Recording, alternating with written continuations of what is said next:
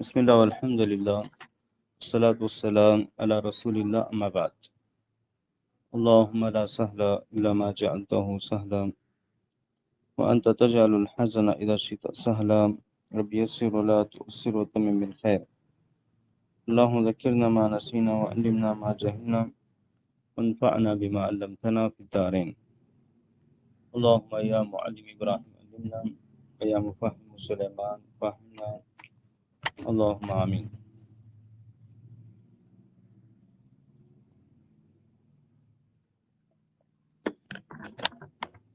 المعتبر من الزوجين في نقص عدد الطلاق البائن بالرق. تحرير محل الخلاف. لا خلاف في أن الحر الذي زوجته حرة طلاقه البائن يكون بثلاث طلقات. کریں آزاد، اگر شوہر آزاد ہے، آزاد بیوی کو اگر 3 طلاق دے تو طلاق بائن ہو جائے، مکمل جدائی. وذهب الجمهور خلافا للظاهرية أن العبد الذي تحت أمة أن طلاقه البائن من طلقتين. جمہور کی رائے یہ ہے ظاہریہ کے برخلاف کہ اگر غلام ہیں، شوہر جس کے ماتحت لونڈی ہے، اگر 2 طلاق دیں تو طلاق بائن ہو جائے گی. واختلف إذا كان أحد الزوجين حرا والآخر رقيقا بما يكون اعتبار الطلاق. یہاں پہ اختلاف کا مسئلہ یہ ہے اگر زوجن میں سے کوئی ایک آزاد ہے دوسرا غلام، تو کس کا اعتبار کیا جائے گا؟ کسی کی آزادی کا یا کسی کی غلامی کا، کس کا اعتبار کیا جائے گا؟ اس میں اختلاف. المعتبر من الزوجین فی نقص عدد طلاق بائن بالرق. طلاق بائن کی تعداد میں جو ہے کمی کے سلسلے میں غلامی کے ذریعے زوجن میں سے کس کا اعتبار کیا جائے گا. والخلاف على 3 أقوال. قول الأول للإمام مالك والشافعي أحمد بعض الصحابة المعتبر في عدد طلاق البائن الرجال. طلاق بائن میں جو ہے عدد کے سلسلے میں اعتبار مردوں کا کیا جائے گا، شوہر کو دیکھا جائے گا کہ وہ غلام ہے آزاد. دوسرا قول امام ابی حنیفہ ابن مسعود کا المعتبر فی عدد طلاق البائن النساء، کہاں عورتوں کا اعتبار کیا ہے. تیسرا قول عثمان البتی اور ابن عمر رضی اللہ عنہما کا المعتبر فی عدد طلاق البائن ای من الزوجین، کسی ایک کا بھی اعتبار کیا جا سکتا ہے. سبب الخلاف هل المؤثر في عدد نقص طلاق هو رق المرأة أو رق الرجل. طلاق کی تعداد کی کمی کے سلسلے میں تاثیر کس کی ہوگی، عورت کی غلامی یا مرد کی غلامی. پہلے قول کی دلیل التاثیر فی طلاق لمن بیدہ طلاق وهو رجل. کہا کہ طلاق میں جو ہے مؤثر حیثیت کس کی ہوتی ہے؟ جس کے ہاتھ میں طلاق کا اختیار دیا گیا، وهو الرجل، اور وہ آدمی ہے، مرد، شوہر. لأن اللہ تعالی خاطب الرجال بالطلاق بقوله الطلاق مرتان. یعنی خطاب جو ہے رجال سے. آثر ابن عباس رضی اللہ عنہما قال الطلاق الرجال والعدت بالنساء. موقوف روایت ہے کہ طلاق میں معتبر اعتبار جو ہے مردوں کا کیا جائے گا اور عدت میں عورتوں کا. كذلك قالوا لأن الحر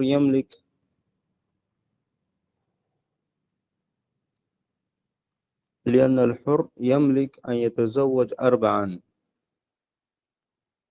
فملك طلقات 3 كما لو كانت تحته حرة.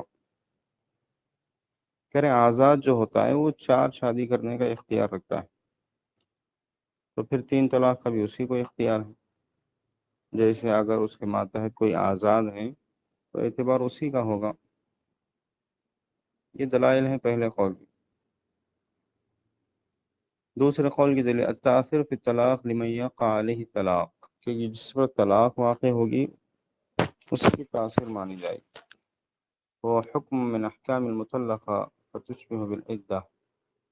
تو کریں یہ حکم جو ہے مطلقہ کے احکامات میں سے ہیں تو عدت کے مشابہ ہیں، عدت میں عورتوں کا اعتبار کیا جاتا ہے، تو اسی طرح طلاق بھی اس پر واقع ہوتی ہے، اس لیے عورت کا اعتبار کیا جائے. وقد اجمع على ان العدہ نقصانها تابع لرق النساء. پھر عدت میں جو کمی ہوتی ہے وہ عورتوں کی غلامی ہی کے تابع ہے معاملہ۔ فقضا عدد الطلاق، تو پھر طلاق کی تعداد کے سلسلے میں بھی عورتوں ہی کا اعتبار کیا جائے گا۔ حدیث عائشہ رضی اللہ عنہا قالت قال رسول اللہ صلی اللہ علیہ وسلم طلاق الامہ تطلیقتان وقرؤها حیضتان، پھر حدیث ضعیف ہے۔ تیسرے قول کی دلیل لأن المعتبر في نقصان عدد الطلاق الرق مطلقا، مطلق غلامی کا اعتبار کیا جائے، ولا علاقہ في ذلك للذکوریہ ولا الانوثیہ مع الرق، یہاں پہ مرد عورت کی غلامی کا اعتبار نہیں، کسی ایک کا بھی مطلق کسی کا بھی کریں جائز ہے۔ الراجع القول الأول المعتبر في نقص عدد الطلاق في نقص طلاق الرجال بقوة حجة القول والافتراق العدد عن الطلاق، والعدة تختلف والاختلاف العدة عن الطلاق، کریں طلاق اور عدت میں فرق ہے، فالعدة تختلف باختلاف الأحوال ولا تقع إلا على الزوجة بينما الطلاق يقع على الزوجين معا، عدت کا معاملہ صرف عورت کے ساتھ خاص ہے جبکہ طلاق کا تعلق دونوں سے ہے، تو دونوں میں فرق ہے۔ واضح؟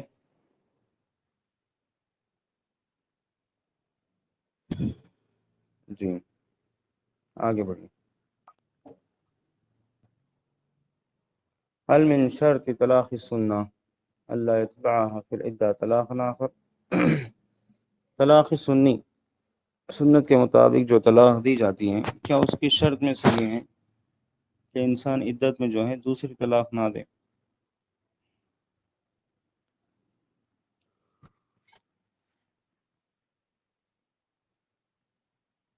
تحریر محل الخلاف، ينقسم الطلاق إلى قسمين، طلاق سنة اور طلاق بدعہ،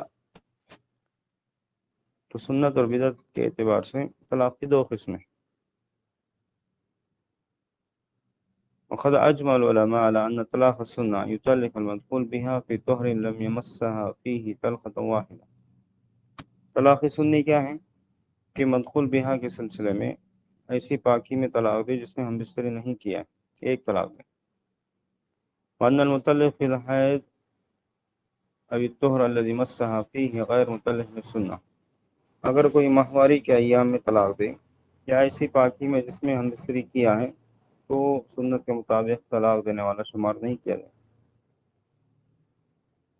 طلاق بدعی کہلائے گی۔ واختلف إذا طلق الرجل امرأته طلقة ثم أتبعها أخرى في العدة هل يكون مطلقا للسنة، اختلاف اس میں ہے کہ اگر عدت کے دوران طلاق دی تھی پھر دوبارہ عدت ہی کے دوران دوسری طلاق دی تھی عدت ختم ہونے سے پہلے، تو کیا یہ طلاق سنی کہلائے گی؟ ایسا طلاق دینے والا سنت کے مطابق طلاق دینے والا شمار کیا جائے گا نہیں، اس میں اختلاف۔ مع اتفاق علی وقوع طلاق المتبع، کریں طلاق تو واقع ہو جائے گی لیکن یہ سنت کے مطابق کہلائے گی یا نہیں، اس میں اختلاف۔ والخلاف على قولين، قول الأول للجمهور مالك والشافعي أحمد رحمه الله، قالوا من طلق طلقة واحدة في طهر لم يمس فيه ثم أتبعه أخرى في العدة ليس مطلقا للسنة، کہہ رہے ہیں ایسی صورت میں کہ اگر کسی نے ایسی پاکی میں طلاق دی تھی جس میں ہم بستری نہیں کی تھی، پھر عدت ہی کے دوران اس نے دوبارہ طلاق دی، تو یہ سنت کے مطابق طلاق دینے والا نہیں کہلائے، یہ خلاف سنت۔ ابو حنیفہ رحمۃ اللہ علیہ نے کہا من طلق طلقة واحدة في طهر لم يمس فيه ثم طلق عند كل طهر في العدة طلقة كان مطلقا للسنة، آپ نے کہا کہ اگر اس طرح کوئی کرتا عدت کے دوران، عدت ختم ہونے سے پہلے ہی طلاق دیتا ہے تو طلاق سنی کہلائے، ایسا طلاق دینے والا سنت کے مطابق طلاق دینے والا کہلائے۔ سبب الخلاف هل من شرط طلاق السنة أن يكون في حالة الزوجية بعد رجعة أم ليس من شرطه، طلاق سنی کی شرط میں سے کیا یہ ہے کہ عورت جو ہے رجوع کے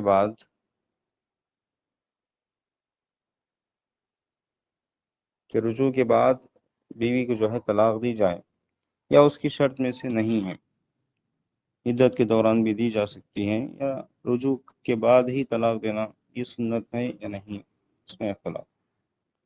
پہلے قول کی دلیل لأن من شرط طلاق السنة للطلقة الثانية والثالثة أن تكون في حالة الزوجية بعد رجعان۔ جمہور نے کہا کہ ہاں، رجوع کرنے کے بعد ہی، عدت کے دوران دینا صحیح نہیں، رجوع کرنے کے بعد ہی اگر انسان طلاق دیتا ہے دوسری اور تیسری، تب ہی وہ سنت کے مطابق ہو۔ آثر علی رضی اللہ عنہ قال لو ان الناس اخذوا بما امر الله من الطلاق ما يتبع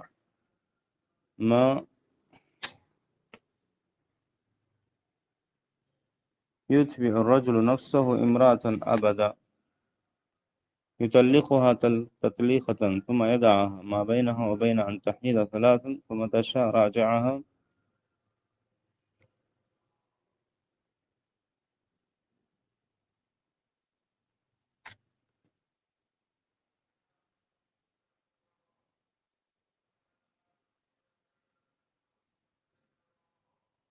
آثر علی رضی اللہ عنہ کہہ رہے ہیں کہ انہوں نے کہا کہ اگر لوگ اس حکم کو لیتے جو اللہ تعالیٰ نے جیسے حکم دیا ہے طلاق کے سلسلے میں، ما يتبع الرجل نفسه امرأة ابدا،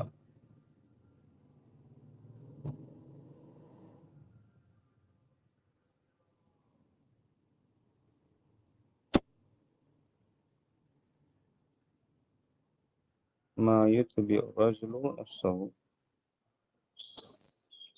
یہ لفظ غیر واضح ہیں۔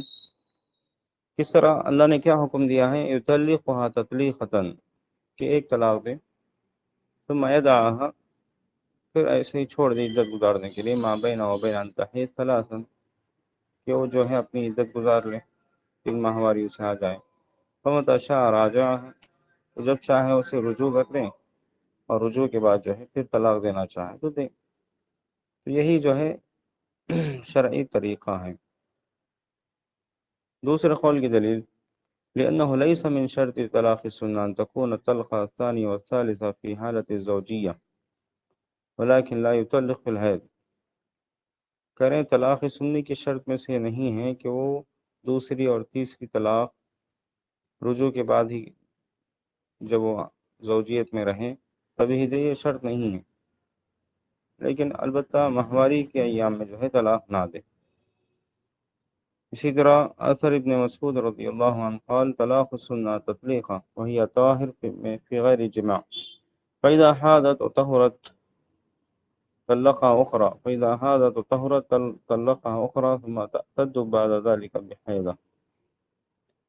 کرے طلاق سنی کیا ہے کہ ایک طلاق دے پاکی کی حالت میں جس میں ہم بستری نہیں کی گئی، پھر اگر وہ ناپاک ہو جائے، ماہواری آ جائے، پھر پاک ہو جائے تو دوسری طلاق دے، پھر اس کے بعد پھر ماہواری ہو، پھر پاکی حاصل ہو، تیسری طلاق دے، پھر اس کے بعد ایک ماہواری تک جو ہے عدت گزارے گی۔ یہ دلیل ہے ابو حنیفہ رحمۃ اللہ علیہ۔ لیکن الراجح القول الاول من شرط طلاق السنة الا يتبعه بطلقة في العدة، طلاق سنی کی شرط میں سے یہ ہے کہ انسان جو ہے عدت کے دوران دوسری طلاق نہ دے۔ وبذلك يحصل الرفق المقصود من الطلاق السنی وعدم تعجیل الطلاق، کیونکہ طلاق میں جو نرمی مقصود ہیں تاکہ وہ لوگ غور و فکر کر لیں اور رجوع کر لیں، انسان زوجیت کو برقرار رکھے، یہ حکمت ہے۔ یہ طلاق سنی ہی میں جو ہے یہ حکمت پوری ہوگی، مقصود پورا ہوگا۔ اگر اسی عدت کے دوران دوسری طلاق دے تو پھر مقصد ختم ہو جائے گا، اور مقصد یہ ہے کہ انسان جلد بازی نہ کرے طلاق دینے میں۔ رشتہ کاٹنا آسان ہے تو اس میں جلد بازی نہ کرے انسان، نقصان ہوگا، خاص طور سے اولاد ہو۔ لما قد يحصل من الندم، شرمندگی ہو سکتی ہے انسان کو بعد میں۔ لعل اللہ يحدث بعد ذلك امرا، اس کی طرح اللہ نے بھی اشارہ کیا کہ ہو سکتا ہے اللہ تعالیٰ کوئی راستہ نکال دے بعد میں۔ کوئی گنجائش نکال دے اور فکر کا موقع اللہ تعالیٰ دیتے ہیں تاکہ کسی کا بھی نقصان نہ ہو. نعم واضح. اگلا مسئلہ حل المطلق ثلاثا بلفظ واحد متعلق للسنہ.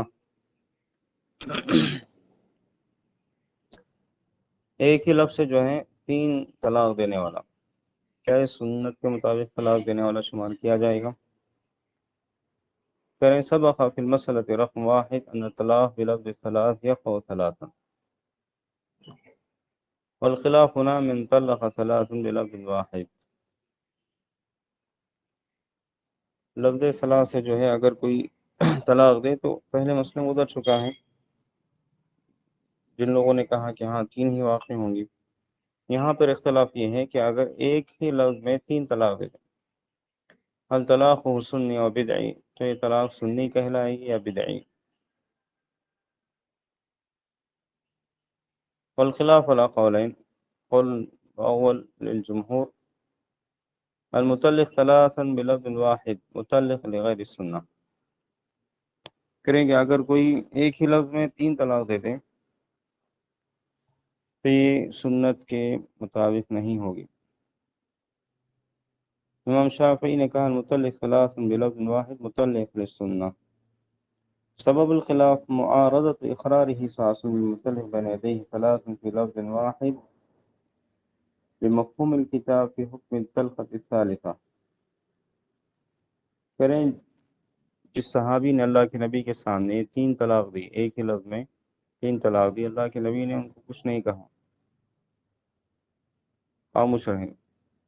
تو کتاب اللہ کا جو مفہوم ہے، قرآن کا جو مفہوم ہے 3 طلاق دینے کے سلسلے میں، اس مفہوم سے جو ہے یہ اللہ کے نبی صلی اللہ علیہ وسلم کی خاموشی، تقریر رسول جس کو کہتے ہیں، اس صحابی نے 3 طلاق دی تھی، اللہ کے نبی خاموش رہیں. تو یہ خاموش رہنا اللہ کے نبی کا معارض ہو رہا ہے کتاب اللہ کے مفہوم سے. پہلے قول کی دلیل قوله تعالی الطلاق مرتان، کیونکہ اللہ نے کہا کہ رجعی جو طلاق ہے 2 ہیں. فمن طلق بلفظ الثلاث فقد رفع الرخصة التي جعلها الله تعالی فی العدد. تو کریں اگر کوئی ایک ہی لفظ میں 3 طلاق دے دے تو اس نے گویا اس رخصت کو ختم کر دیا ہے جو اللہ تعالیٰ نے طلاق کی عدد کے سلسلے میں اللہ نے جو رخصت رکھی ہے. پہلے 2 رجعی طلاق دی جائیں پھر تیسری طلاق دے انسان، ایک ہی ساتھ دے گا تو پھر وہ حکمت و رخصت ختم ہو جائے گی. اثر علی رضی اللہ عنہ لا یطلق احد للسنہ فیندم.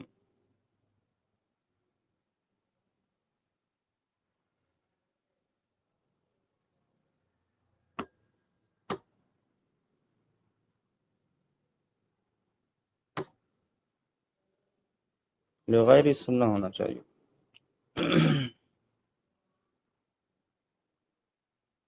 لا یطلق احد لغیر السنہ فیندم، کہ سنت کے خلاف کوئی طلاق نہ دے پھر شرمندگی ہوگی اس کو. لغیر السنہ ہونا چاہیے. یطلقها تطلیقتا، سنت کے مطابق کیا ہے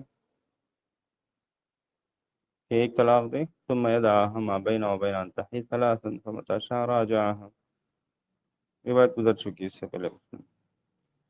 دوسرے قول کی دلیل حدیث عویمر العجلانی رضی اللہ عنہ في قصة الملاعنہ، صحیح بخاری مسلم میں پڑھ چکے ہم لوگ. لما فرغ من الملاعنہ، لیان سے جب دونوں فارغ ہو گئے، قال كذبت علیہ یا رسول اللہ ان امسکتکها فطلقها ثلاثا قبل ان یأمرہ رسول اللہ صلی اللہ علیہ وسلم. تو انہوں نے کہا اللہ کے نبی اگر میں اس کو پھر زوجیت میں برقرار رکھوں تو گویا میں جھوٹا ثابت ہوں، میں نے جھوٹ کہا. تو اسی مجلس میں جو ہے ایک ہی لفظ میں 3 طلاق دے دیا اللہ کے نبی کے حکم دینے سے پہلے. متفق علیہ. فلو کان بدعا لما اقرہ رسول اللہ صلی اللہ علیہ وسلم. کہہ رہے ہیں اگر یہ بدعت ہوتی، یہ طریقہ بدعت ہوتا تو اللہ کے نبی کو اس پر خاموشی اختیار نہیں کرتے.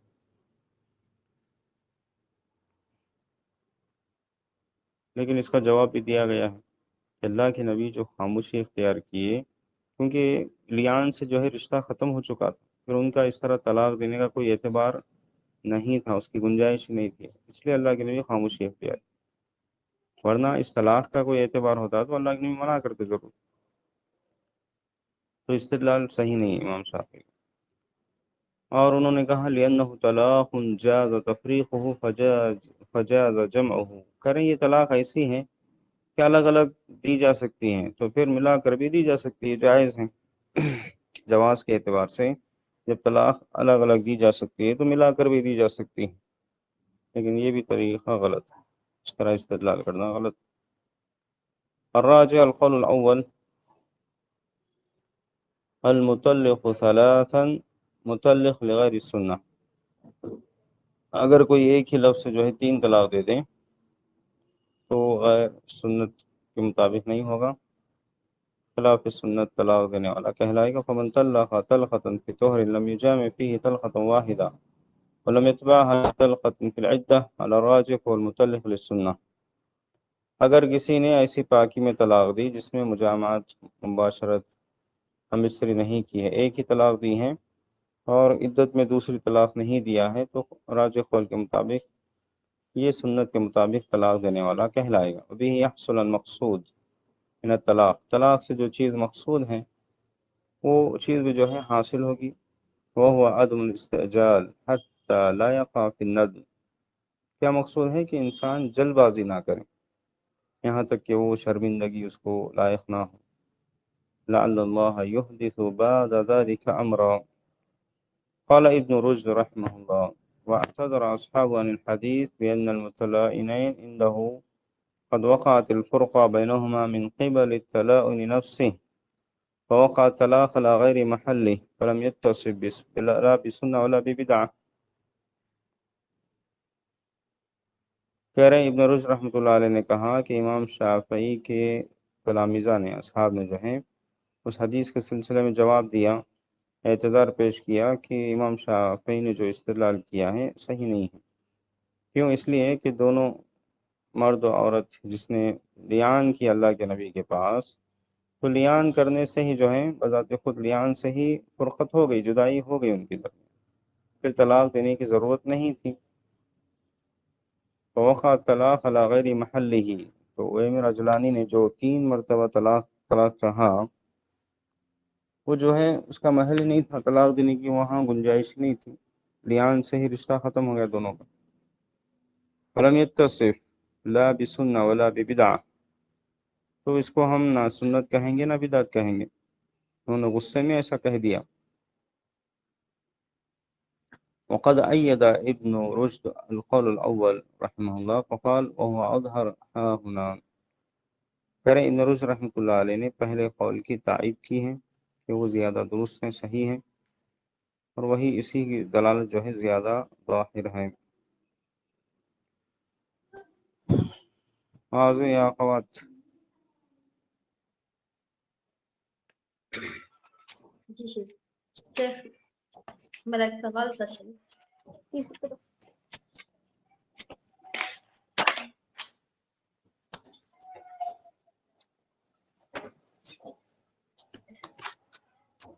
نعم فرمائی.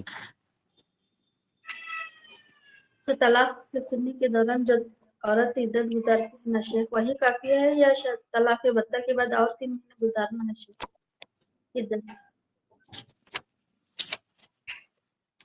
یعنی 3 طلاق کے بعد؟ جی شیخ. 3 طلاق کے بعد عدت،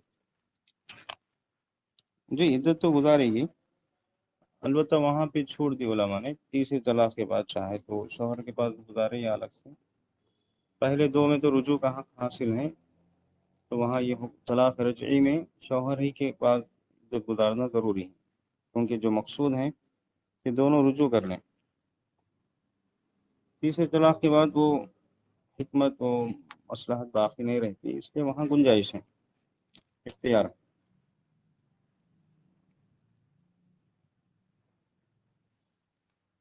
تو اور 3 مہینے عدت گزارے گی عورت 3 مہینے کے بعد پھر؟ جی ہاں عدت تو گزارے گی. اچھا عدت گزارے گی. جی شیخ جزاک اللہ خیر. جی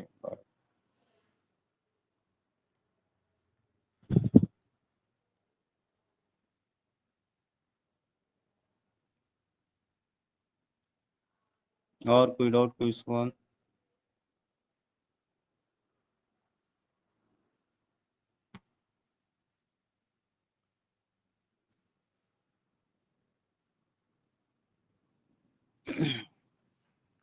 ٹھیک ہے، وقفے کا وقت قریب ہے، وقفہ لے لیں گے انشاءاللہ۔ گروپ میں سورہ نور کی تفسیر کے لنک بھیجا ہوں، اس کو دیکھیں آپ لوگ، اور کچھ اس کی جو عناصر ہیں، عناصر کا بھی چارٹ بھیجا ہوں، ڈاؤن لوڈ کریں اسے، دیکھیں اسے، ٹھیک ہے۔ بارک اللہ، سبحانک اللہم بحمدک، اشہد ان لا الہ الا انت، استغفرک و اتوب الیک۔ السلام علیکم ورحمۃ اللہ وبرکاتہ۔ چلیے شروع کرتے ہیں۔ بسم اللہ والحمد للہ والصلاة والسلام علی رسول اللہ، اما بعد۔ اللهم لا سهل إلا ما جعلته سهلا وأنت تجعل الحزن إذا شئت سهلا، رب يسر ولا تؤسر وتمم بالخير۔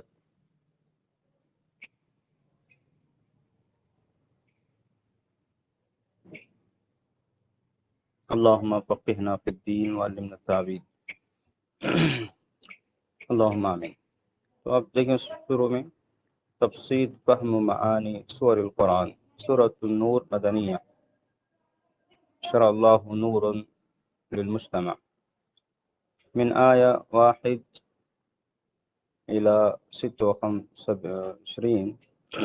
الحدود الشرعیہ۔ پہلا ہیڈنگ دیے ہیں پہ الحدود الشرعیہ، آیت نمبر 1 سے 26 تک جو ہے شرعی حدود کا ذکر اللہ تعالیٰ نے کیا، جس میں آیت نمبر 1 سے 3 تک آپ دیکھیں حد الزانی، زنا کی حد اللہ تعالیٰ نے بتائی۔ پھر آیت نمبر 4 سے 5 تک دیکھیں حکم القذف، تہمت لگانے کا حکم اللہ نے بتایا، اس کا کیا حکم، اس کی کیا حد بتائی گئی۔ پھر آیت نمبر 6 سے 10 تک اگر دیکھیں ہو حکم و قذف زوجہ لیان کا ذکر کیا ہے کہ شوہر اگر بیوی پر الزام لگائیں بدکاری کا تو لیان کے احکامات، اس کا طریقہ کار اور اس سے متعلق احکامات اللہ تعالیٰ نے ان آیتوں میں بتائے۔ پھر آیت نمبر 11 سے 22 تک قصۃ العفق، واقعی عفق کا جو ہے ذکر ہے، ام المومنین عائشہ رضی اللہ تعالیٰ عنہ پر جو الزام لگایا گیا تھا، اس کی تفاصیل جو ہے اللہ تعالیٰ نے ان کی برات کا یہ اعلان بھی کیا، اور اس سے متعلق کچھ بہت سارے عظیم احکامات، پیغامات اللہ تعالیٰ نے دیے۔ آیت نمبر 23 سے 26 تک دیکھیں جزاء القذف فی الآخرہ، دنیا میں سزا ملے گی، آخرت میں بھی کیا بدلہ ہے اس کا بھی ذکر اللہ تعالیٰ نے کیا ہے۔ تو بہت بڑا گناہ ہے، صرف دنیا کی حد تک نہیں بلکہ آخرت میں بھی اس کی سزا ملے گی۔ کوئی انسان نہیں چاہتا، فطری طور سے اللہ تعالیٰ نے بندوں کو اس طرح پیدا کیا ہے، کوئی بھی فطری طور سے نہیں چاہتا کہ اس پر کوئی الزام لگائے، بے جا الزام، خاص طور سے بغیر دلیل کے، بغیر ثبوت کے، کوئی پسند نہیں کرتا، کتنا برا انسان ہو وہ بھی پسند نہیں کرتا، حتیٰ کہ غلطی اگر کوئی کیا ہے وہ بھی نہیں پسند کرتا کہ اس کی غلطی کو ہائی لائٹ کیا جائے، یہ فطرت۔ تو شریعت نے بڑے ہی جو ہے بڑی حساسیت کے ساتھ یہ احکامات اللہ تعالیٰ نے دیے ہیں۔ پھر آیت نمبر 27 سے 34 تک دیکھیں آداب اجتماعیہ، کچھ اجتماعی شکل میں معاشرتی زندگی انسان گزارتا ہے تو اس سے متعلق کچھ آداب، کچھ احکامات اللہ تعالیٰ نے ذکر کیے ہیں۔ آیت نمبر 27 سے 29 تک دیکھیں آداب دخول البیت، گھر میں داخل ہونے کے آداب کا ذکر کیا گیا۔ پھر آیت نمبر 30 سے 31 تک الامر بغض البصر للرجال واخفاء الزینہ للنساء، جہاں مردوں کو غض بصر کا حکم دیا گیا، عورتوں کو بھی دیا گیا ہے، اور خصوصی طور سے عورتوں کو جو ہے زینت کے اظہار سے منع کیا گیا ہے، زینت کو چھپانے کا حکم دیا گیا، یہ احکامات یہاں پر۔ پھر آیت نمبر 32 سے 34 تک دیکھیں الامر بتزویج تزویج ہے وہ بتزویج الذکور والاناث ومکاتبۃ الارقاء، مردوں اور عورتوں میں سے جو غیر شادی شدہ ہیں ان کی شادی کرانے کا اللہ نے حکم دیا، اور اسی طرح جو غلام ہیں اگر وہ مکاتبت کرنا چاہتے ہیں اپنے آقا سے کہ کچھ رقم دے کر جو ہے آزادی چاہتے ہیں تو اس کے کیا شروط ہیں اللہ نے بتائیں۔ واضح؟ جی شیخ الحمد۔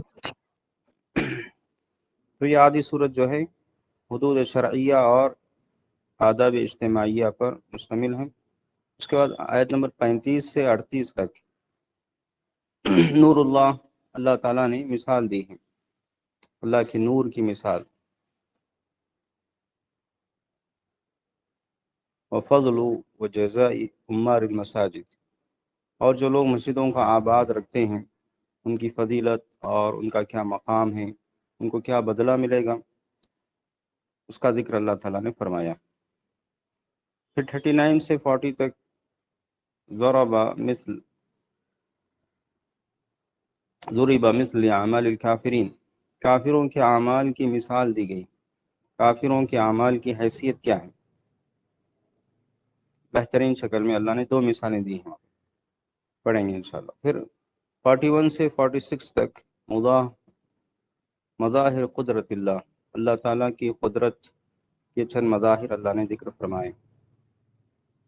47 سے 50 تک دیکھیں موقف المنافقین من آیات اللہ، منافقوں کی تفصیلی جو باتیں آپ جانتے ہیں سورۃ توبہ میں اللہ نے ذکر کیے ہیں، یہاں بھی کچھ ان کے موقف جو ہے اللہ نے ذکر کیا، آیتوں کے ساتھ، اللہ کی آیتوں کے ساتھ ان کا کیا رویہ ہوتا ہے اس کا ذکر اللہ تعالیٰ نے فرمایا۔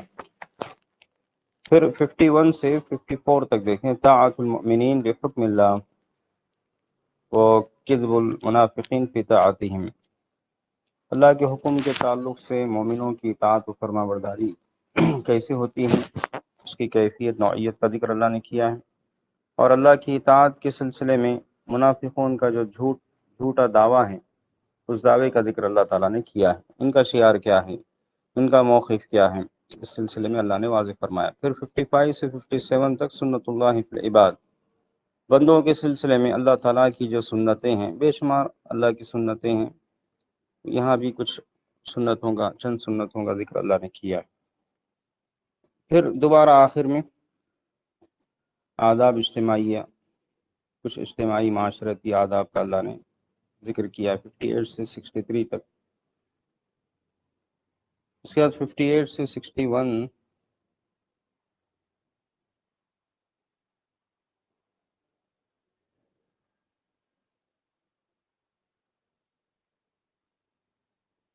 جی آداب اجتماعیہ میں 58 سے 61 تک جو ہے آداب البیوت، گھر کے جو کچھ مسائل ہیں، احکامات ہیں، کچھ آداب ہیں، اس کا ذکر اللہ نے فرمایا۔ پھر 62 سے 63 تک آداب معاملۃ المؤمنین للرسول صلی اللہ علیہ وسلم، اللہ کے نبی کے ساتھ مومنوں کا کیا معاملہ ہونا چاہیے، اس کے آداب اللہ نے ذکر کیے ہیں۔ پھر آخری آیت 64 میں ملک اللہ و علمہ و قدرتہ، اللہ کی ملکیت، اس کے علم اور اس کی قدرت کے جو ہے کچھ مظاہر اللہ تعالیٰ نے ذکر کیے۔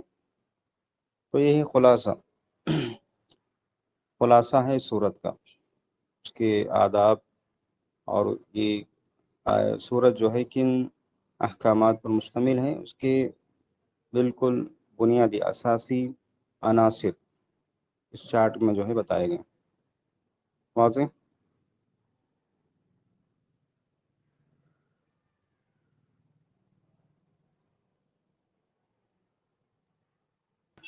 جی شیخ الحمد۔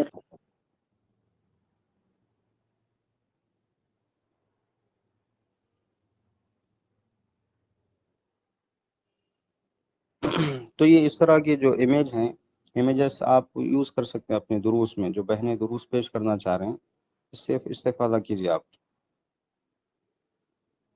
ایسے ہوں گے آپ کے پاس خلاصے کے طور پہ، پھر بھی اس میں بھی مختصر معلومات ہو جاتی ہیں۔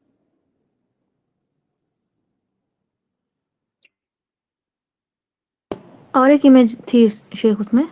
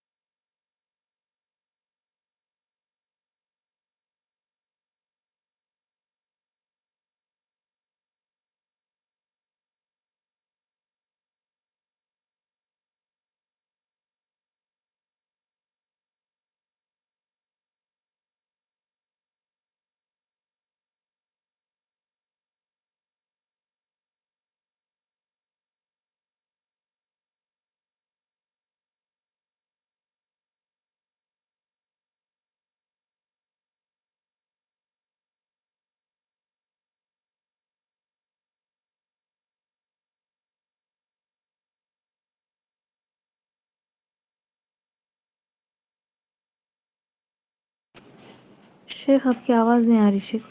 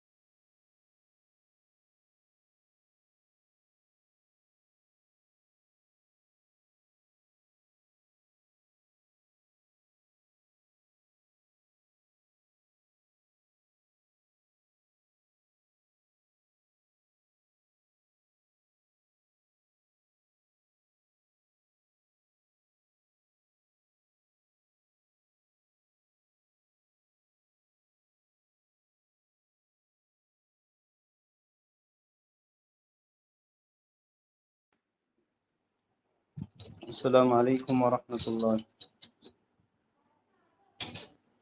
السلام علیکم ورحمۃ اللہ.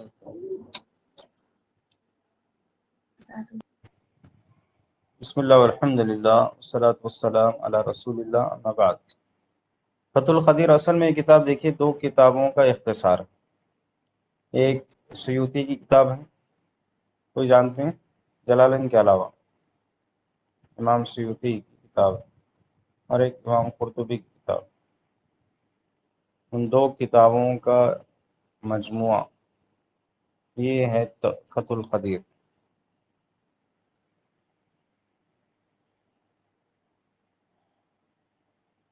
تھوڑا نیچے آئیے، سورہ مومنون کا صفحہ ہے. ہاں یہاں پہ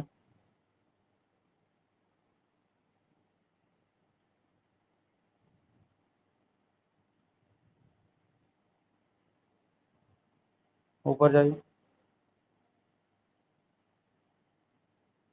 اور ایک پیج. جی یہاں سے جو ہے سورۃ انزلناہا، یہ سورہ نور کی تفسیر. جی. تو جلال الدین سیوطی کی ایک مشہور کتاب الدرر المنصور کتاب ہے، الدرر المنصور، اور قرطبی کی الجامع لاحکام القرآن، الجامع لاحکام القرآن. ان دونوں کتابوں سے استفادہ کر کے جو ہے امام شوکانی رحمۃ اللہ علیہ نے فتح القدیر لکھی ہے. اسی لیے آپ مین جو فرنٹ پیج ہوگا اس کتاب کا آپ دیکھیں گے، اس میں الجامع بین فن روایہ و درایہ، روایت کے اعتبار سے درایت کے اعتبار سے جو ہے آپ نے اس کتاب کو جمع کرنے کی کوشش کی. بہرحال منہج جو ہے امام شوکانی کا منہج انشاءاللہ تاریخ تفسیر یا اصول تفسیر میں دیگر مناہج کا ذکر ہوگا تب میں ذکر کروں گا. ابھی یہاں پہ بھی آپ سمجھ جائیں گے کہ آپ روایتیں لاتے ہیں، تب سے آیت کی تفسیر سے متعلق جو بھی روایتیں ہیں اس کو ذکر کرتے ہیں، اقوال ذکر کرتے ہیں، اور شرح المفردات یہ آپ نے ذکر کی ہیں، اور آیت سے متعلق احکام، مسائل، علماء کا اختلاف، ترجیح دی ہے آپ نے. یہ مختصر جو ہے آپ کا منہج ہے. تفصیلی بات میں انشاءاللہ مستقل بتائیے. شروع کرتے ہیں. بسم اللہ والحمد للہ، اعوذ باللہ السمیع العلیم من الشیطان الرجیم، من همزه ونفخه ونفثه. بسم الله الرحمن الرحیم. سورة أنزلناها وفرضناها وأنزلنا فيها آيات بينات لعلكم تذكرون. الزانية والزاني فاجلدوا كل واحد منهما 100 جلدة ولا تأخذكم بهما رأفة في دين الله إن كنتم تؤمنون بالله واليوم الآخر وليشهد عذابهما طائفة من المؤمنين. الزاني لا ينكح إلا زانية أو مشركة والزانية لا ينكحها إلا زان أو مشرك وحرم ذلك على المؤمنين. سب سے پہلے سورہ ترجمے کی ضرورت تو نہیں، آگے ذکر آئے گا تفسیر میں. السورہ فی اللغہ اسم للمنزلۃ الشریفہ. السورہ جو کہتے ہیں کسی بھی اونچے مقام کو، اعلیٰ اشرف مقام کو جو ہے السورہ کہا جاتا ہے. ولذلك سميت السورة من القرآن سورة ومنه قول النابغ ألم تر أن الله أتاك سورة ترى كل ملك دونها يتذبذب. تو اس میں شاعر نے جو ہے اونچے مقام کو جو ہے سورہ کے لفظ کو اونچے مقام کے لیے استعمال کیا. سورہ سے مراد یہاں ہے منزلہ. قرأ الجمہور سورۃ بالرفع. جمہور کی جو قرأت ہیں یہ بھی منہج ہے امام شوکانی کا، مختلف قرأتیں آپ ذکر کرتے ہیں. جمہور کی قرأت ہے سورۃ انزلناها بالرفع فيه وجهان احدهما ان تكون خبرا لمبتدا محذوف. اگر سورۃ پڑھیں رفع کے ساتھ تو یہ خبر ہوگی مبتدا محذوف کی. تو مبتدا کیا ہے وہ هذه سورہ، هذه سورہ. اور رجعہ الزجاج والفراء والمبرد پورے مفسرین کے نام ہیں رحمهم اللہ. قالوا لأنها نکرہ، سورۃ النکرہ ہے، ولا يبتدا بالنکرہ فی کل موضع، اور ہر جگہ نکیرہ سے جو ہے آغاز نہیں کیا جاتا. والوجه الثاني أن يكون مبتدا وجاز الابتداء بالنكرة لكونها موصوفة بقول أنزلناها والخبر الزانية والزاني. دوسری جو توجیہ کی گئی ہے سورۃ، پہلی توجیہ بتائی خبر ہے، مبتدا محذوف کی. دوسری توجیہ ہے کہ مبتدا ہی ہے اور نکیرہ اگرچہ کہ نکیرہ ہے یہ اس سے ابتدا جائز ہے، اس لیے کہ اس کی صفت لائی گئی ہے انزلناہا سے. انزلنا اس کی صفت ہے، اور خبر جو ہے الزانیۃ والزانی. ویکون المعنی السورۃ المنزلہ المفروضہ کذا وکذا، جو صورت اللہ تعالیٰ نے نازل کیا ہے، فرض کیا ہے، وہ اس طرح ہے، اس کے احکامات اس طرح ہیں، اس طرح. یہ سورہ عبارہ عن آیات مسرودہ لہا مبتدا و مختم، لہا مبدا و مختم. تو ایسی صورت میں اس توجیہ کے حساب سے کہہ رہے ہیں صورت جو ہے تعبیر ہے چند آیتوں سے جو یہاں پہ ذکر کی گئی ہیں، جس کا ابتدا بھی ہے اور اختتام بھی. وہذا معنی صحیح، امام شوکانی کہہ رہے ہیں یہ معنی درست ہے، توجیہ درست ہے. ولا وجہ لما قاله الاولون من تعلیل المنع من الابتداء بها كونها نکرہ فهي نکرہ مخصصہ بالصفہ. کہہ رہے پہلے قول کے قائلین نے جو بات کہی کہ اگر نکرہ ہو تو نکرہ سے آغاز کرنا جائز نہیں ہے جیسا کہا، تو کہہ رہے اس کی کوئی توجیہ صحیح نہیں ہے، ایسا کہنا درست نہیں ہے. کونہا نکرہ، گرچہ کہ نکرہ ہے لیکن یہ نکرہ جو ہے خاص اس کو مخصوص کیا گیا ہے صفت لا کر. وہاں مجمع علی جواز الابتداء بہا، کریں تمام مفسرین کا اتفاق ہے کہ نکرہ کے ذریعے ابتدا کی جا سکتی. وقیل ہی مبتدا محذوف الخبر علی تقدیر، بعض نے کہا کہ یہ مبتدا ہی ہے، اس کی خبر محذوف ہے، مقدر کیا ہے فیما اوحینا الیک سورۃ. ورد بأن مقتضى المقام ببیان شأن هذه السورة الکریمہ، لیکن کہہ رہے ہیں اس کا رد کیا گیا ہے کہ یہاں اس مقام کا جو مقتضا ہے، یہ مقام جس بات کا تقاضا کر رہا ہے ببیان شأن هذه السورة الکریمہ، اس صورت کی جو ہے شان و منزلت بیان کرنا یہاں مقصود ہے. لا بیان ان فی جملہ ما اوحی الی النبی صلی اللہ علیہ وسلم سورۃ شأنها کذا وکذا، بلکہ یہ بیان کرنا نہیں ہے کہ اللہ کے نبی صلی اللہ علیہ وسلم کی طرف کس چیز کی وحی کی جا رہی ہے اور وہ سورہ کیا ہے، اس کی شان و منزلت کیا ہے.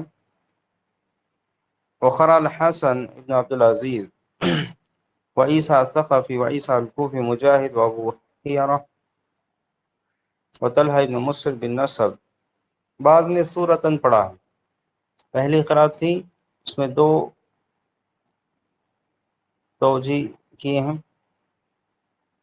اب یہ دوسری قرأت بالنصب وفیہ اوجہ.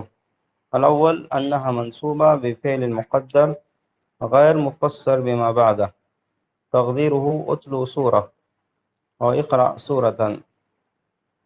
پہلی توجیہ یہ کی گئی ہے کہ منصوب ہے فعل مقدر کے ذریعے جس کی تفسیر نہیں کی گئی. تقدیر مقدر کیا ہے اس میں اتلو سورہ اور اقرأ سورتاً. والثانی انہا منصوبہ بفعل مضمر، بعض نے کہا کہ یہاں پہ نصب آیا ہے، منصوب ہے فعل مضمر کے ذریعے، یفسرہ ما بعدہ، جس کی تفسیر ما بعد جملہ کر رہا، علی ما قیل فی باب اشتغال الفعل عن الفاعل بضمیرہ اے انزلنا سورۃ انزلناہا.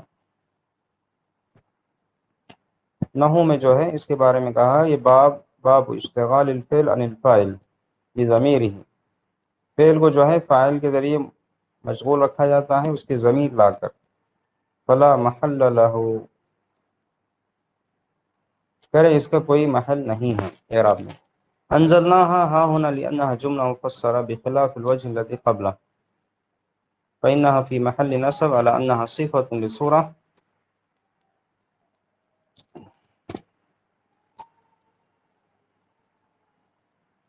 ٹھیک ہے، یہاں تو یاد رکھیں، پھر نیچے آئیے.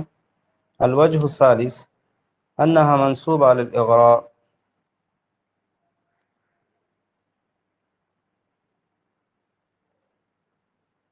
دون کا سورہ سقاله صاحب الكشاف ورد ابو حیان بأنه لا يجوز حذف أداة الإغراء.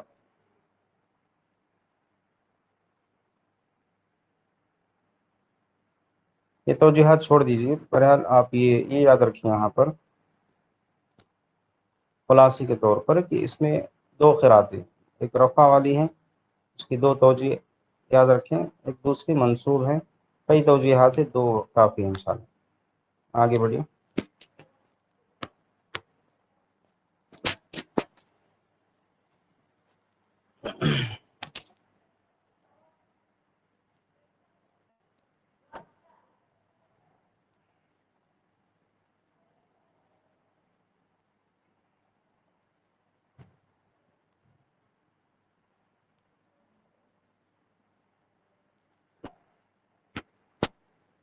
پیچھے لیجیے.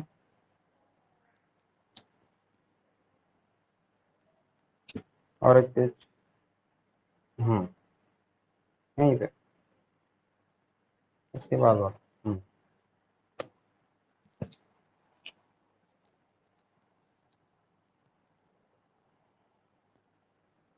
بس یہی پیج کیوں بڑھتا؟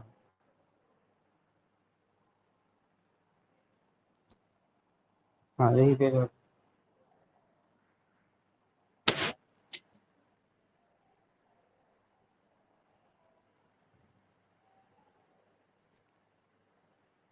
دوسری لائن میں دیکھیں، قرأ ابن کثیر وابو عمر فرضناها بالتشدید وفرضناها انزلنا فيها سورة انزلناها وفرضناها ہے نا، تو فرضناها اس کے دوسری قرأت تشدید کے ساتھ وفرضناها. وقرأ الباقون بالتخفیف، اس میں بھی دو قرأتیں، تشدید کے ساتھ ایک تخفیف کے ساتھ وفرضناها وفرضناها. قال ابو عمرو فرضناها بالتشدید اے قطعناها في الانزال نجما نجما. تشدید کے ساتھ پڑھیں گے تو ہم نے تھوڑا تھوڑا کر کے جو ہے اس سورت کو نازل کیا ہے. فرض کے معنی ہوگا القطع، تھوڑا تھوڑا کر کے، کاٹ کاٹ کر، مطلب. ويجوز ان يكون التشدید للتکسیر، اور تشدید کے ساتھ اگر پڑھیں تو کثرت بتانا ہے، او للمبالغہ، یا مبالغہ کے طور پر تشدید کے ذریعے جو ہے پڑھا گیا. اور تخفیف کے ساتھ اگر پڑھیں معنی ہوگا معنی تخفیف او جبناہا، ہم نے اس کو جو ہے واجب کیا. ایک منٹ.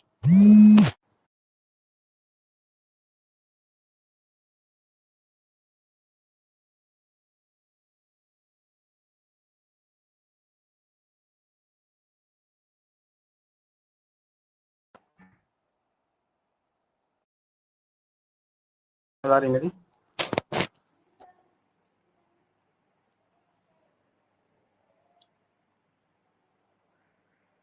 جی شیخ الحمدللہ. عمان التخفیف کریں او جبناہا کہ ہم نے واجب کیا. وجعلناها مقطوعا بها، اور اس کو جو ہے ہم نے تھوڑا تھوڑا کر کے نازل کیا. وقیل الزمناکم العمل بها، بعض نے کہا تخفیف کا معنی کیا ہے، ہم نے اس پر عمل کو تم پر لازم کر دیا. وقیل، اور یہ بھی کہا گیا قدرنا ما فیہا من الحدود، کہ اس میں جو حدود ہیں، جو شرعی حدود بیان کیے گئے اس کو ہم نے مقدر کیا، تمہارے لیے مقرر کیا. والفرض التقدیر، فرض کے معنی ایک آتے مقرر کرنا، اندازہ کرنا. ومنہ ان الذی فرض علیک القرآن وانزلنا فیہا آیات بینات، ای انزلنا فی غضونها وتضاعیفها. فیہا سے مراد اس کے اندر جو بھی اس صورت کے اندر جو بھی اس کی شاخیں ہیں، اور اس میں جو بھی ہم نے زیادتی کی ہے. ومعنى كونها بینات انها واضحة الدلالة على مدلولها. بینات سے مراد اس کی دلالت جو ہے مدلول پر، جس پہ دلالت کر رہے ہیں بالکل واضح آیت ہے. اس صورت کی آیتیں جو ہے بالکل واضح ہیں. اور تقریر انزلنا کو دوبارہ لایا گیا مقرر کمال العنایہ بانزال هذه السورہ، اس صورت کو نازل کر کے جو اہتمام میں جو کمال کیا گیا ہے، کمال درجے تک کا اہتمام، یہ بتانا مقصود ہے. مشتملۃ علیہ من الاحکام، یہ صورت جو ہے بہت سارے اہم احکام پر مشتمل ہیں. اس لیے اس جملے کو اللہ نے مکرر استعمال کیا۔ الزانیۃ والزانی هذا شروع في تفصیل ما اجمل من الآیات البینات۔ پھر شروع میں جو اللہ تعالیٰ نے مجمل طور سے آیتوں میں جو احکامات ذکر کیے ہیں اس کی تفصیلات ہیں۔ والارتفاع علی الابتداء، الزانیۃ مرفوع جو پڑھا گیا ہے وہ مبتدا ہونے کی وجہ سے، والخبر فاجلدوا كل واحد منهما او علی الخبریہ لصورت کما تقدم، یا جملہ جو اس سے پہلے گزرا اس کی خبر ہے، پورے جملے کی خبر ہے، یا الزانیۃ مبتدا ہے اور یہ فاجلدوا كل واحد من اس کی خبر ہے۔ والزنا هو وطء الرجل للمرأة في فرجها من غیر نکاح ولا شبہۃ نکاح، نکاح صحیح یا شبہ نکاح جو ہم پڑھ چکے ہیں اس کے بغیر اگر کوئی ہم بستری کریں کسی اجنبی سے تو اس کو بدکاری کہا ہے۔ وقیل هو علاج فرج فی فرج مشتہن طبعا محرم شرعا، تو یہ تعریف بھی کی گئی ہے طبعی طور سے انسان جو خواہش کرتا ہے اپنی خواہش کی بنیاد پر جو ہے یہ بدکاری کرے اس طرح جو شرعی طور سے حرام۔ والزانیہ ہی المرأة المتاویہ للزنا الممکنہ منہ کما تملی عنہ الصیغہ للمکرہہ۔ والزانیہ سے مراد جو ہے کہہ رہے وہ خاتون ہیں جو زنا کے لیے فرما برداری کر اطاعت کرنے والی، ساتھ دینے والی، جو اپنے آپ کو جو ہے دوسروں کے حوالے کرنے والی، جیسا کہ یہ صیغہ جو ہے اس سے بتا رہا ہے، تنبیہ کر رہا ہے۔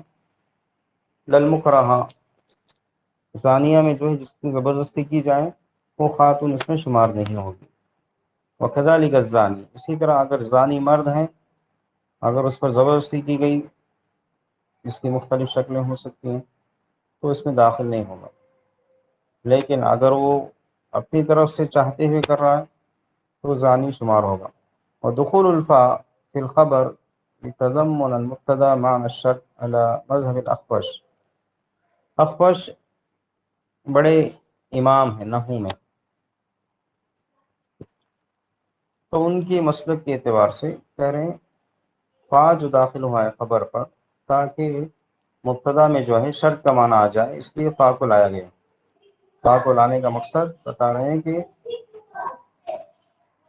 مبتدا میں جو ہے شرط کے معنی پائے جائیں۔ واما علی مذہب سیبویہ فالخبر محذوف، اگر سیبویہ کا مسلک دیکھیں تو خبر جو ہے اس کی محذوف ہے، اور تقدیر کی ما یتلی علیکم حکم الزانیہ، یہ اس کی تقدیر ہے۔ ثم بین ذلک بقوله فاجلدوا الجلد،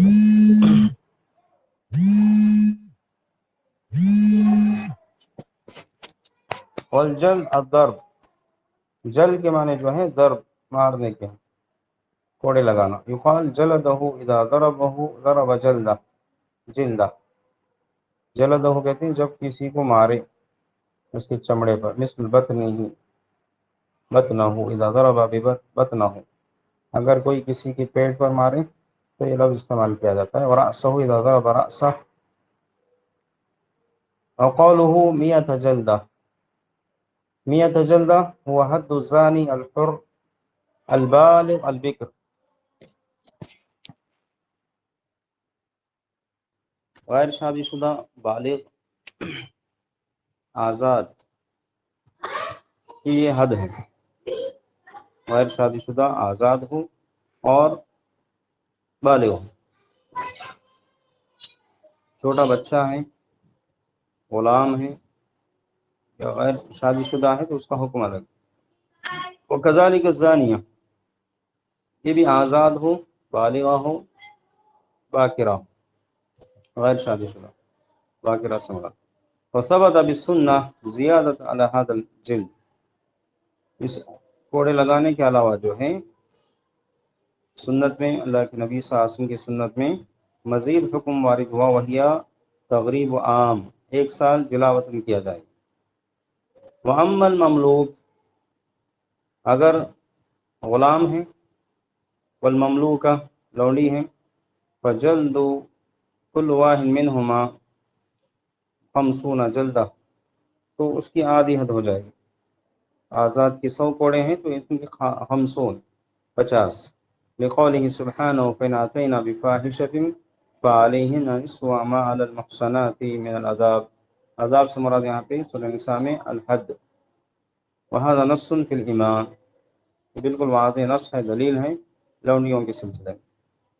وَأُلْحِقَ بِهِنَّ الْعَبِيدُ لِعَدْمِ الْفَارِقِ، کہہ رہے ہیں یہاں پر غلاموں سے اس کو جوڑا گیا ہے لِعَدْمِ الْفَارِقِ، کیونکہ کوئی فرق کرنے والی چیز نہیں ہے. وَأَمَّا مَنْ كَانَ مُحْسِنًا مِنَ الْأَحْرَارِ فَعَلَيْهِ الرَّجْمُ بِالسُّنَّةِ الصَّحِيحَةِ الْمُتَوَاتِرَةِ. البتہ اگر کوئی شادی شدہ ہے، آزاد ہیں، تو اس کو رجم کیا جائے گا، جیسا کہ سنت صحیح سنتیں اور متواتر سنتیں وارد. وباجماع اہل العلم، اور علماء کا اجماع بھی ہے. بل وبالقرآن المنسوخ لفظه الباقی حکمہ، بلکہ قرآن ہی سے جس کے الفاظ منسوخ ہو چکے ہیں لیکن حکم باقی. پہلی آیت تھی، اب جانتے ہیں الشیخ والشیخۃ اذا زنیا فرجموہما، البتہ بخاری میں پڑھ چکے ہیں ہم لوگ. عمر رضی اللہ تعالیٰ عنہ نے منبر پر اس کا ذکر کیا. وزاد جماعت من اہل العلم مع الرجم جلد میہ، کریں بعض علماء نے رجم کے علاوہ رجم سے پہلے 100 کوڑے کا بھی اضافہ کیا ہے. وقد اوضحنا ما هو الحق في ذلك في شرحنا للمنتقى. منتقى ایک شرح ہے حدیث کی، اس میں امام شوکانی اشارہ کر رہے ہیں کہ ہم نے اس کی تفصیلی باتیں کیا حق ہے اس سلسلے میں، ہم نے اس کو تفصیل سے ذکر کیا. وقد مضى الكلام في حد الزنا مستوفى، پھر اس میں جو ہے حد زنا کے سلسلے میں مفصل گفتگو ہم نے کی ہے. وهذه الآية ناسخة لآية الحبس وآية الأذى اللتين في سورة النساء. یہاں اشارہ کر رہے ہیں سورہ نساء میں جو 2 آیتیں، ایک آیت میں عورت کو جو ہے جو بدکاری کریں ان کو قید کر کے رکھنے کا حکم تھا، ایک دوسرا حکم تھا تکلیف دینا ان کو. وہ دونوں آیتیں منسوخ ہو چکی ہیں، اس آیت کے ذریعے حکم منسوخ ہو چکا ہے. وقرأ عيسى ابن عمر الثقفي ويحيى بن يعمر وأبو جعفر وأبو شيبة الزانية والزاني بالنصب، الزانية والزاني پڑھا ان لوگوں نے. وقيل هو القياس عند سيبويه لأنه عنده كقولك زيدا اضرب.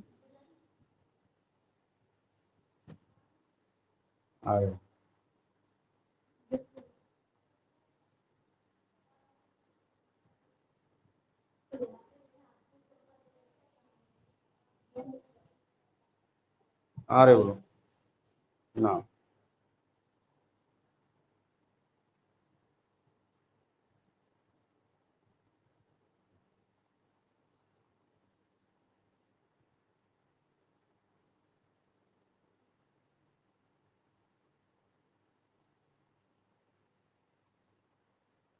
جی کیا ہوا، اسکرین چلے گی؟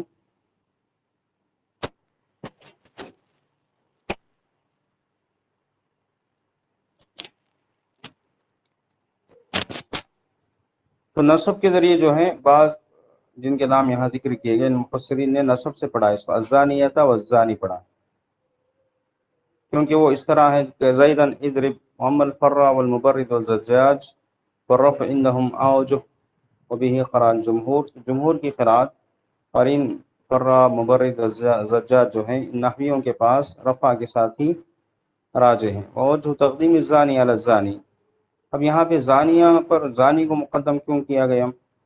ہاں هنا ان الزنا في ذلك الزمان كان في النساء اكثر حتى كان لهن رايات تنصب على ابوابهن ليعرفن من اراد الفاحشه منهن. مقدم کرنے کی وجہ کیا ہے کہ اس زمانے میں کہہ رہے ہیں زنا اکثر عورتوں میں زیادہ پایا جاتا تھا، بلکہ اپنے گھر کے دروازوں پر جو ہے جھنڈے گاڑ دیتی تھی تاکہ اگر کوئی بدکاری کرنا چاہے تو وہ پہچان لے اور وہاں چلا جائے. نعوذ باللہ. وقیل وجہ التقدیم ان المرأة هي الاصل فی الفعل. بعض نے کہا کہ کیونکہ عورت ہی جو ہے اصل ہوتی ہے بدکاری، کیونکہ عورت کی فطرت یہ ہے، عورت اگر تیار نہیں ہے کوئی بدکاری نہیں کر سکتا، بلکہ قریب بھی نہیں جا سکتا عورت کے.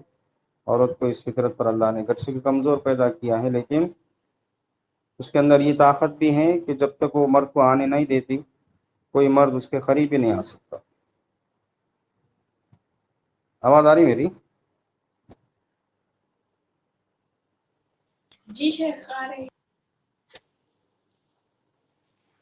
ہاں کتاب ہے نا سب کے پاس؟